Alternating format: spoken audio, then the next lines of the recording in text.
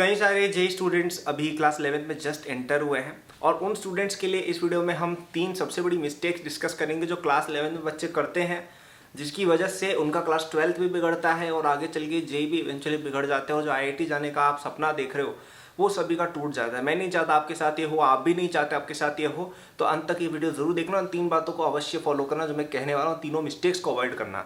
शुरू करने से पहले एक अनाउंसमेंट करना चाहूँगा कि आज है 30 मई और कल 31 मई तक हमारे जेई 2024 के कोर्स पे 50% डिस्काउंट चल रहा है। ये अभी अभी लॉन्च हुआ है, काफ़ी ज़्यादा बच्चे एनरोल हो रहे हैं, तो फटाफट आप आइए, आज और कल में आपको इसमें एनरोल होना है। इस कोर्स को यदि आप पूरा पढ़ते हैं स्टार्टिंग से लेकर एंड तक, ऐसा हो ही नहीं सकता कि आप एक बहुत अच्छे कॉलेज में ना जाएं, पक्का आईआईटी में जाओगे यदि आप इसको पूरा पढ़ते हो और इसका सारा नॉलेज अच्छे से अपने अंदर आप डालते हो।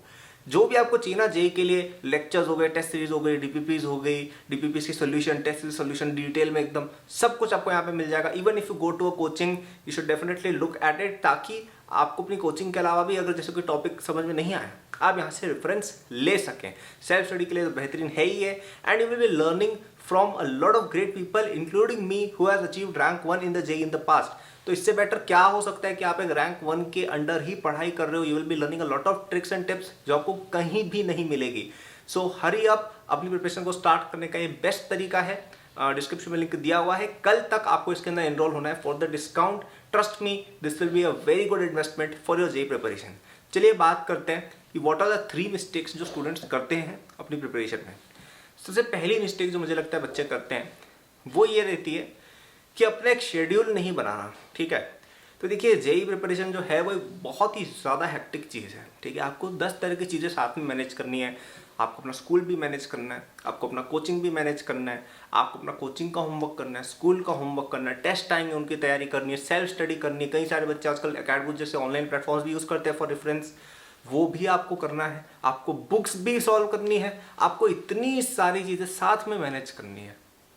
ठीक है, बहुत डिफिकल्ट काम है ये, 10वीं से बहुत डिफिकल्ट काम है। तो ऐसे में यदि आप अपने समय की रिस्पेक्ट नहीं करोगे ना, तो वो समय भी आपकी रिस्पेक्ट नहीं करेगा और आपकी प्रिपरेशन कैसे एक ढलान में नीचे जाती जाएगी ना, आपको पता भी नहीं पड़ेगा।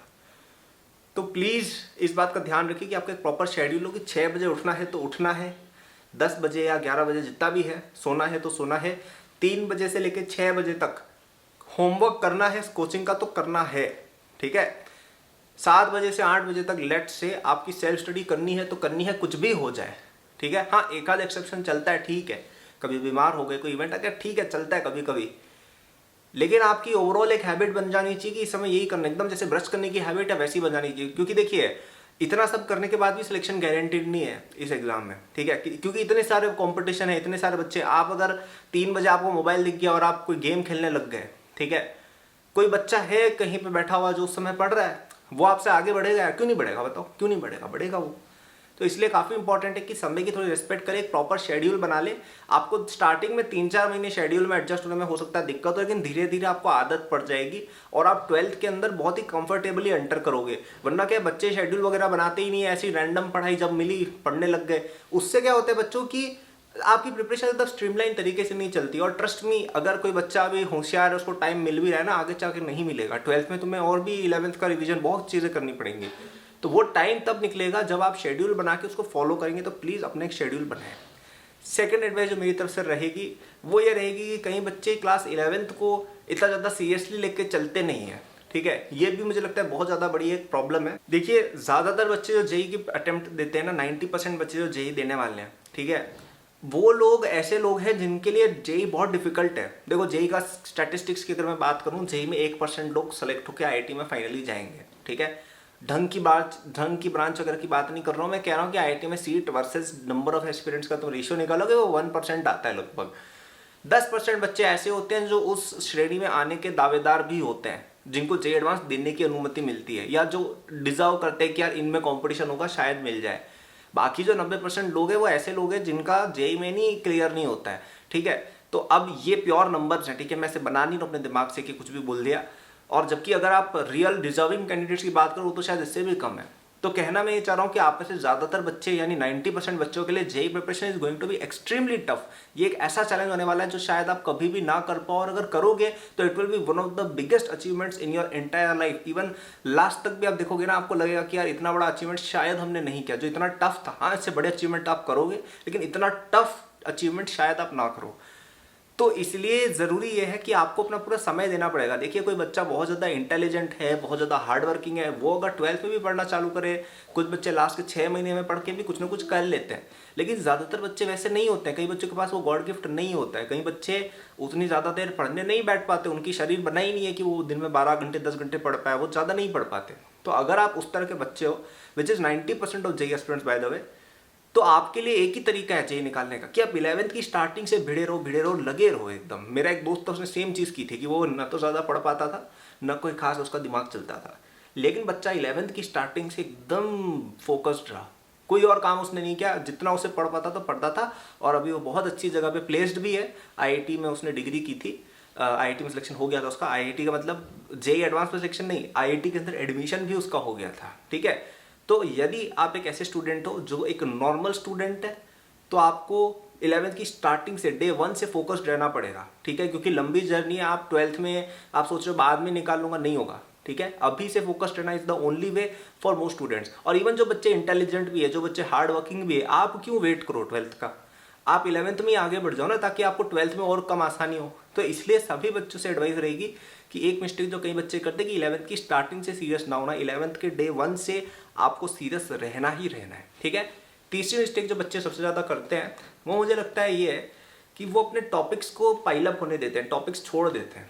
जैसे फॉर एग्जाम्पल कोई चैप्टर समझ में नहीं आ रहा है, उसको रिजॉल्व नहीं करेंगे, सोचेंगे अरे यार ये तो बाद में पढ़ लेंगे, क्योंकि लगता है यार जेईई तो 2024 में है अब या 25 में, जब भी आप देख रहे हो उसमें तो बहुत टाइम है, बाद में कर लेंगे यार, समय मिल जाएगा। ठीक है, या संडे को कर लेंगे, या अगले हफ्ते कर लेंगे। ऐसा कई बच्चे सोच के टॉपिक्स छोड़ते जाते हैं। देखिए, ये बहुत ही बुरी आदत है, क्योंकि जैसे जैसे आपकी प्रिपरेशन आगे बढ़ेगी ना, आपके ऊपर वर्कलोड बढ़ता जाएगा, और ये 12th के एंड तक चलेगा। क्योंकि आपने पिछला चैप्टर खत्म किया, उसके बाद दूसरा चैप्टर चालू है, तो पिछला चैप्टर समझ में आया नहीं, पहले की 10 बैकलॉग अलग छुट्टी हुई है, तो क्या पढ़ोगे? अभी का पढ़ोगे, पिछला चैप्टर पढ़ोगे, या पुराना चैप्टर पढ़ोगे?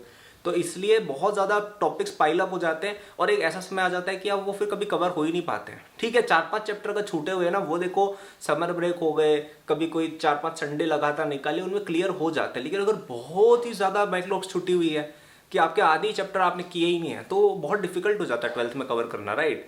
तो ये और ये एक हैबिट बन जाती है फिर बाद में, तो आपका लास्ट तक सिलेबस फिर आधा होता ही नहीं है, कुछ भी नहीं होता है फिर सिलेबस, राइट?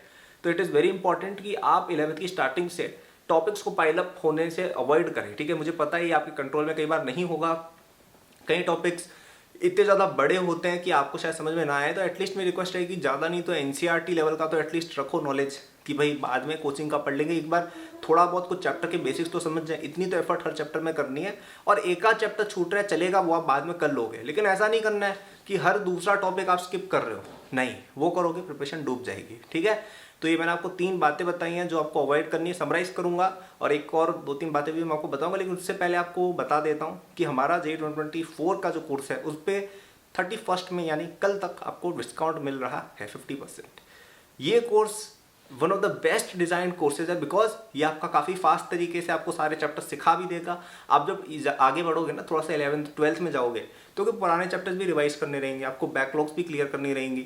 उसके लिए इंडिया का बेस्ट कोर्स है, इससे बढ़िया कोई रिसोर्स आपको नहीं मिलने वाला है इंडिया में। ठीक है, आपको हम जो DPPs वगैरह देते हैं सारी मेरे थ्रू होके जाती है, मैं चेक करता हूँ कि वो यार एक बच्चे के लिए जो best of the best rank लाना चाहता है, आपको रैंक 1 चाहिए, उसके लिए भी वो सफिशिएंट रहेगी। ठीक है, तो देयर इज नो वे कि आप इस कोर्स को पूरा पढ़ोगे and you will not get into IIT, you will definitely get it, लेकिन आपके लिए रिक्वायरमेंट है कि थोड़ा सा मेहनत करके इसको पूरा पढ़ना पड़ेगा। This is self sufficient, this is enough for JEE. लेकिन अगर आप किसी और कोचिंग जाते हो, वहाँ का भी पढ़ सकते हो, जो आपको टाइम मिले आप इसको ले सकते हो। काफ़ी अच्छा रेफरेंस है, I think everyone who is watching this channel should have it, must have it. इससे आपको एक कॉम्पिटिटिव एडवांटेज मिलेगा, ठीक है, which a lot of other aspirants will not be doing. ठीक है, तो लिंक डिस्क्रिप्शन में दिया हुआ है, कल तक आपको इसके अंदर एनरोल होना चाहिए। It will probably be the best investment you have made till date. चलिए समराइज करते हैं। सबसे पहली बात जो अवॉइड करनी है वो ये है आपकी कि आपका शेड्यूल नहीं है। अगर शेड्यूल नहीं होता है ना बच्चों, तो प्रिपरेशन अच्छे तरीके से नहीं होती है और आगे चल के बहुत डिफिकल्टी होती है। सेकंड बात हमने ये डिस्कस की कि आपको 11th की स्टार्टिंग से सीरियस रहना है, क्योंकि ज़्यादातर बच्चे ज़्यादा इंटेलिजेंट या बहुत ज़्यादा हार्डवर्किंग नहीं होते हैं और आपके पास केवल एक ही तरीका है कि आप डे 1 से फोकस्ड हो तो शायद आप कर लोगे IIT। और तीसरी बात कि आपको अपने topics time to time cover करने। कोई टॉपिक छूट रहा है कोई बात नहीं, बेसिक्स ही समझ जाओ, बाकी एडवांस चीज़ें हम बाद में पढ़ लेंगे, लेकिन टॉपिक को पूरी तरह से छोड़ दोगे तो पाइल अप होकर आगे बहुत बड़ी बैकलॉग बन जाती है, वो कवर नहीं होती है। ठीक है, आई होप आपको ये वीडियो पसंद है। पसंद है तो लाइक करना, चैनल को सब्सक्राइब करना। मेरे सोशल हैंडल्स का लिंक डिस्क्रिप्शन में दिए हुए हैं, वहाँ पे भी काफ़ी स्टडी रिलेटेड कंटेंट आता है और कोर्सेज में एनरोल आपको होना हो तो कल तक आपको उस पर डिस्काउंट मिल रहा है। Good luck.